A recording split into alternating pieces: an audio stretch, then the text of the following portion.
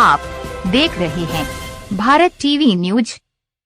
Corona पर केंद्र सरकार ने राज्यों को चिट्ठी लिखकर आगाह किया है। केंद्र ने कहा कि खांसी, सिरदर्द और गले में खराश होने पर भी कोरोना का टेस्ट किया जाना चाहिए। केंद्र ने कहा कि कोरोना की जांच में तेजी लाने के लिए रैपिड एंटीजन टेस्ट RAT का इस्तेमाल भी बढ़ाएं। केंद्र ने कहा है कि देश के कई हिस्सों में कोरोना की पॉजिटिविटी रेट में तेजी से इजाफा हो रहा है, जिसे ध्यान में रखते हुए टेस्ट में तेजी लाई जाए।